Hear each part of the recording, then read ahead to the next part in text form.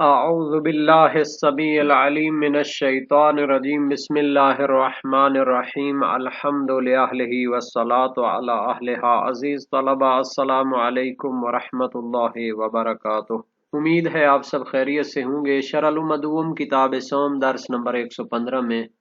روزہ کی شرائط کا بیان آنے والا ہے۔ روزہ کے وجوب اور صحیح ہونے کے لیے کچھ شرائط ہیں جن پر یہاں پر بحث ہوا چاہتی ہے۔ روزہ کے وجوب اور صحیح ہونے کی شرائط پر گفتگو ہوگی۔ بلوغ اور عقل کی شرط ہے۔ اگر انسان عاقل اور بالغ نہ ہو تو اس پر روزہ واجب ہی نہیں ہوتا۔ حیض و نفاس اور سفر سے بھی خالی ہونے کی شرط ہے۔ متعلقہ فروعات اور مسائل بھی بیان ہوں گی۔ بحث کے متعلق روایات اور احادیث کا بھی تذکرہ کیا جائے گا۔ یہاں تک جو سابقہ بحثیں تھیں مبطلات روزہ اور مفترات روزہ کو بیان کیا گیا، اور اس کے بعد وہ کام جن سے روزے کی قضا واجب ہوتی تھی اس پر خاصی گفتگو رہی، کچھ اس کے موارد تھے گنوائے گئے۔ اب یہاں پر روزہ کے وجوب اور صحیح ہونے کی شرائط کو بیان کرنا چاہتے ہیں۔ تو سب سے پہلے وجوب روزہ کی شرائط بیان کرتے ہیں۔ اول اور دوم بلوغ اور عقل کی شرط ہے جو اساس وجوب روزہ میں شرط ہے۔ بلوغ کا مطلب یہ ہے کہ اگر انسان بالغ ہونے کی عمر تک نہ پہنچا ہو تو پھر اس پر روزہ واجب نہیں، پس بچے پر روزہ واجب نہیں ہوتا۔ عقل شرط ہے، پس دیوانے اور کیا ہے مجنون اور پاگل پر بھی اور بے ہوش شخص پر بھی روزہ واجب نہیں ہوتا، کیونکہ دونوں کیا ہوتے ہیں عقل سے عاری ہوتے ہیں اور وہ قابلیت تکلیف اور شرعی ذمہ داروں کی ذمہ داری قبول کرنے کی صلاحیت ہی نہیں رکھتے، تو غیر قابل اور غیر مستعد شخص کو تکلیف دینا یہ کبھی ہوتا ہے۔ ہاں مست آدمی جو ہے اگرچہ وہ عقل نہیں رکھتا، لیکن چونکہ اس کا عقل نہ رکھنا اس کے اپنے سبب کی وجہ سے ہوتا ہے، غالباً وہ جان بوجھ کر کسی دوائی وغیرہ کے ذریعے مست ہوتا ہے، تو پھر وہ کیا ہوگا عقل کی قید کے ذریعے خارج نہیں ہوگا، بلکہ اس پر روزہ واجب رہے گا۔ وہ عاقل کے حکم میں ہے، اور جو اس نے روزہ چھوڑا ہے تو اس نے معصیت کی ہے، پھر اس کا حکم بیان کیا جائے گا۔ اگر روزے کے دوران وہ بے ہوش ہو جائے تو پھر اس کے بارے میں بھی بات آنے والی ہے کہ وہ کیا کرے، اس دن امساک کرے، اور جب شعور میں آ جائے تو کچھ نہ کھائے، اور اس دن کے روزے کی قضا بھی وہ کرے گا۔ اگر انسان حالت مستی میں روزہ رکھے تو صحیح نہیں ہوگا، چونکہ شرائط صحت میں سے عقل بھی ہے، اور اس صورت میں عقل اس کی موجود نہیں ہوتی۔ حیض و نفاس سے خالی ہونے کی بھی شرط ہے، پس اگر حیض والی عورت ہو تو اس پر روزہ واجب نہیں ہوگا۔ اسی طرح نفاس سے خالی ہونے کی بھی شرط ہے، پس اگر عورت نفاس کی صورت میں ہو تو پھر اس پر روزہ واجب نہیں ہے۔ ایسا سفر بھی انسان پہ نہ ہو کہ جس میں نماز قصر ہو جاتی ہے، پس مسافر پر روزہ واجب نہیں ہے۔ لیکن اگر وہ کثیر و سفر ہو یا ایسا سفر ہو جس کو سفر معصیت کہتے ہیں اور اس کی نماز پوری ہوتی ہے تو یہ کیا کرے گا، اپنا روزہ بھی رکھے گا، کیونکہ جہاں نماز قصر ہوتی ہے وہاں پہ روزہ بھی قصر ہوتا ہے۔ اسی طرح اگر ایسی جگہ پہنچ جائے جہاں پر وہ محل قصد اقامت کرتا ہے 10 دن کا، تو پھر وہاں پر بھی وہ روزہ رکھے گا، یا 30 دن اس کو کسی جگہ پر بغیر قصد اقامت کے گزر جائے تردید کی حالت میں، تو پھر آگے وہ کیا کرے گا، روزے رکھے گا۔ تو یہ تھے جناب علی کچھ احکام، ان کو عبارت کے ضمن میں دیکھ لیتے ہیں۔ والقول فی شروط ہی اے شروط وجوب الصوم و شروط صحت ہی، یعنی شہید اول یہاں سے شروط روزہ کو بیان کرنا چاہتے ہیں۔ شہید ثانی فرماتے ہیں اس میں وجوب روزہ کی بھی شرائط بیان ہوں گی اور صحیح ہونے کی شرائط بھی بیان ہوں گی۔ وَيُعْتَبَرُ فِي الْوُجُوبِ الْبُلُوغُ وَالْعَقْلُ، اصل وجوب روزے میں شرط ہے کہ پہلے جو ہے وہ انسان عاقل اور بالغ ہو۔ فَلَا يَجِبُ عَلَى الصَّبِيِّ، پس نابالغ اور کم سن بچے پر روزہ واجب نہیں ہوتا، والمجنون اور جو جنون اور پاگل پن میں ہو اس پر بھی روزہ واجب نہیں ہوتا، والمغمى علیہ اور جو غش کھا گیا ہو اور اغما کی حالت میں ہو، بے ہوش ہو، اس پر بھی روزہ نہیں ہوتا۔ اما السکران لیکن جو مست ہوتا ہے، فبحکم العاقل فی الوجوب تو اس پر روزہ کیا ہوتا ہے، واجب ہوتا ہے، وہ عقل مند کے حکم میں ہے، چونکہ وہ خود سبب بنتا ہے کہ مستی کو اپنے اوپر طاری کرے، لا صحت لیکن اس کا روزہ صحیح نہیں ہوگا، پہلے وہ کیا کرے، اپنے آپ سے وہ مستی اور سکران مدہوشی کو ختم کرے پھر روزہ رکھے۔ والخلو من الحید والنفاس والسفر، والخلو من الحید والنفاس والسفر یہ عطف ہے بلوغ اور عقل پر، خالی ہونا شرط ہے حیض و نفاس سے، اور ایسے سفر سے بھی خالی ہونا شرط ہے، الموجب للقصر جو نماز کے قصر ہونے کا سبب ہوتا ہے، فیاجب علی کثیر ہی پس جو کثیر و سفر ہو، اس کا پیشہ ہی سفر کرنا ہو تو اس کی نماز پوری ہوتی ہے تو اس پر روزہ رکھنا واجب ہے، والعاصی بہی اور جو شخص سفر میں معصیت کار ہے اور گناہ کا سفر کر رہا ہے تو اس کی نماز کیا ہوتی ہے، پوری ہوتی ہے تو وہ بھی روزہ رکھے گا، اس پر روزہ واجب ہے، ونحوہما اور اسی طرح جس جگہ پر 10 دن رہنے کا قصد کرتے ہیں اور اسی طرح جناب جہاں پر 30 دن گزر جائیں تو ان کو بھی روزہ رکھنا چاہیے۔ وَأَمَّا نَاوِلْ اِقَامَةَ عَشْرًا اور جو شخص اقامت یعنی ٹھہرنے کا قصد کرتا ہے کسی جگہ 10 دن کے لیے، وَمَن مَضَى عَلَيْهِ 30 يَوْمًا اور جس کے 30 دن متردد اور تردید کی حالت میں گزر گئے ہوں، فَفِي مَعْنَى الْمُقِيمِ تو وہ اپنے وطن میں رہنے والے کے حکم میں ہے اور وہ بھی روزہ رکھے گا۔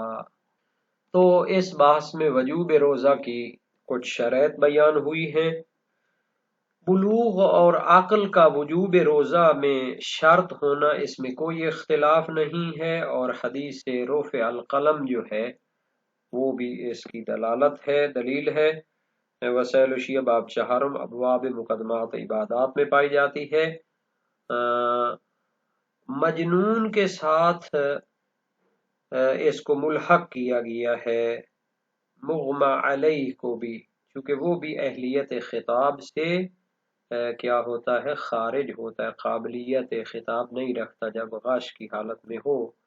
پس اگر اس سے پہلے وہ نیت کر چکا ہو تو اس کا روزہ صحیح ہے، اور اگر جو ہے دن کے کچھ حصے میں اس پر غشی طاری رہے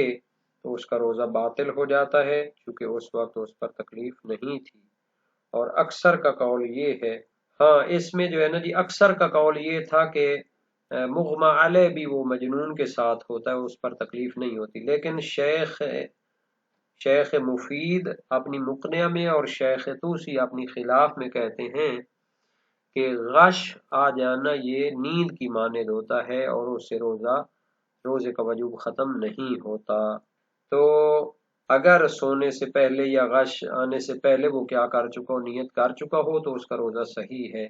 لیکن اکثر کا جو قول تھا کہ وہ مجنون کی طرح ہے اور اس پر روزہ واجب نہیں ہوتا، اگر دن کے وقت غش کھا جائے تو اس کا روزہ باطل ہو جائے گا چونکہ وہ تکلیف ختم ہو چکی، اور اکثر کا جو قول ہے اس پر روایات بھی دلالت کرتی ہیں۔ ایوب بن نوح کی روایت ہے، کتبت الی ابی الحسن الثالث علیہ السلام اسألہ عن المغمى علیہ یوما او اکثر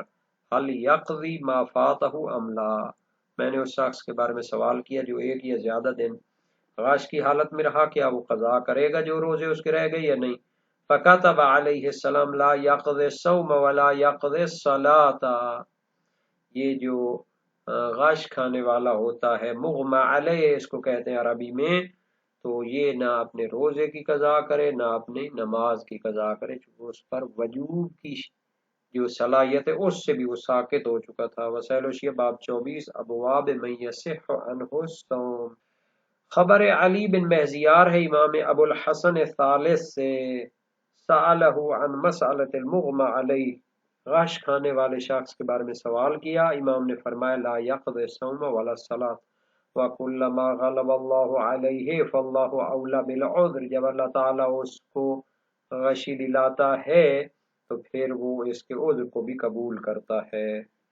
یہاں تک سکران کا تعلق ہے تو وہ نیت کے منافی ہوتا ہے جیسا کہ کہا گیا ہے۔ اس میں اشکال یہ ہے کہ سکران اور مستی جو ہوتی ہے یا تو یہ مغمى علیہ یعنی غش کھانے والے کی طرح ہوگی تو اس وقت تو یہ وجوب روزہ کی شرائط سے نکل جاتا ہے، یا یہ نیند کی طرح ہوگی تو پھر اس وقت اس پر اس وقت یہ کیا شرائط وجوب سے بھی خارج نہیں ہوتا، شرائط صحت سے بھی خارج نہیں ہوتا، چونکہ سونے سے تو روزہ معاف نہیں ہوتا۔ تو جو تفصیل شہید ثانی نے بیان کی ہے تو اس کی کوئی وجہ نہیں ہے کہ جائے کہ سکران مست اور یما والے شخص کے درمیان میں کوئی فرق کیا جائے۔ اس لیے جو علماء کی ایک جماعت ہے، فقہاء شیعہ کی ایک جماعت ہے، وہ کہتے ہیں کہ غش کھانے والے اور سکران مست شخص جو بالکل پاگل ہو چکا ہو ان دونوں کا حکم متحد ہے۔ بہرحال یہ ایک تذکر تھا کہ شہید ثانی نے یہاں تفصیل دی ہے کہ وجوب میں وہ عاقل کے حکم میں صحیح نہیں ہوگا، تو اس کا یہ ہے کہ علماء فقہاء اس میں تفصیل نہیں دیتے۔ یہاں تک حیض و نفاس اور سفر سے خالی ہونے کی شرط ہے تو اس میں کوئی اختلاف نہیں ہے۔ موثقہ عیس ہے امام صادق علیہ السلام سے، سألتہ عن امرأة تمثت یا تتمث فی شہر رمضان قبل ان تغیب الشمس، قال علیہ السلام تفطر یا تفطر حین تتمث، کہ ایک عورت جو ہے نا ماہ رمضان میں اس کو حیض آتا ہے غروب آفتاب سے پہلے، فرمایا تفطر حین تتمث، جب اس کو حیض آئے گا تو وہ افطار کر دے، یعنی اس کا روزہ ختم ہو جاتا ہے۔ وسائل الشیعہ باب 25 ابواب من یصح منہ الصوم۔ صحیح عبد الرحمن بن الحجاج ہے امام ابو الحسن کاظم علیہ السلام سے، ان المرأة تالد بعد العصر اتتم ذلك اليوم ام تفطر، ایک عورت عصر کے بعد بچہ جنم دیتی ہے تو کیا وہ اس دن کا روزہ پورا کرے یا افطار کرے؟ فرمایا تفطر وتقضی ذلك اليوم، وہ تو افطار کر دے اور اس کے بدلے میں وہ قضا کرے۔ تو یہ وسائل الشیعہ باب 26 ابواب من یصح منہ الصوم ہے۔ جہاں تک سفر میں روزہ جو ہے واجب نہ ہونے کا ہے تو اس میں بھی کوئی اختلاف نہیں، روایات بھی ہیں۔ صحیح صفوان بن یحییٰ ہے امام ابو الحسن علیہ السلام سے، عن الرجل یسافر فی شہر رمضان فیصوم، قال علیہ السلام لیس من البر الصوم فی السفر۔ میں نے یا راوی نے سوال کیا اس شخص سے جو ماہ رمضان میں سفر کرتا ہے تو کیا وہ روزہ رکھے؟ فرمایا لیس من البر الصوم فی السفر، کہ سفر میں روزہ رکھنا یہ نیکی نہیں ہوتا۔ بلکہ علم نحو کی کتابوں میں بھی جو ہے نا جی ایک اس حدیث کے بارے میں ایک لہجہ موجود تھا، چونکہ یہ فریقین کی کتب میں نقل ہوئی ہے نبی اکرم سے بھی، لیس من البر ام صوم فم سفر، یعنی الف لام کی جگہ اس میں ام آیا ہوا ہے، تو یہ جو ہے مشہور ہے ادبیات کی کتابوں میں بھی۔ موثق عمار صاباتی جلیل القدر سے کراوی امام صادق علیہ السلام سے روایت کی، اذا سافر فلیفطر لانه لا يحل له الصوم في السفر فریضۃ کان او غیرہ والصوم في السفر معصیۃ۔ امام صادق علیہ السلام نے فرمایا جب سفر کرے تو افطار کر دے، چونکہ سفر میں روزہ رکھنا حلال اور جائز نہیں ہوتا، چاہے فریضہ ہو چاہے غیر فریضہ ہو۔ سفر میں روزہ رکھنا معصیت اور نافرمانی ہوتی ہے۔ وسائل الشیعہ باب دہم ابواب من یصح منہ الصوم میں یہ حدیث موجود ہے۔ تو باقی اس میں اس کے فروعات اور مسائل بیان کیے تھے کہ کثیر و سفر گناہگار جو ہو سفر کرنے میں، اور اس کی طرح جو لوگ ہوتے ہیں کہ نیت کے بغیر سفر کرتے ہیں، قاصد اقامت نہیں کرتے، تو چونکہ وہ مسافر کے حکم میں نہیں ہوتے اس وجہ سے ان کی نماز پوری ہوتی ہے اور وہ کیا کریں گے، اپنے روزے کو بھی رکھیں گے۔ ایک روایت کتاب الصلاۃ میں پیش کی گئی ہے، اس کو جو ہے نا جی ایک فارمولے کی صورت میں لے لینا چاہیے، اور یہ روایات سے ثابت ہے۔ جیسے معاویہ بن وہب جلیل القدر سے کراوی کی روایت ہے امام صادق علیہ السلام سے، اذا قصرت افطرت و اذا افطرت قصرت، جب تم نماز قصر کرتے ہو تو روزہ بھی افطار کرو، اور جب تم روزہ افطار کرتے ہو تو نماز بھی قصر ہونی چاہیے۔ تو یہ وسائل الشیعہ باب چہارم ابواب من یصح منہ الصوم میں یہ روایت موجود ہے، اور اس میں ملازمہ پایا جاتا ہے، یعنی اگر نماز قاصر ہوگی تو روزہ بھی افطار ہوگا، اگر روزہ افطار ہوگا تو نماز بھی قاصر رہے گی۔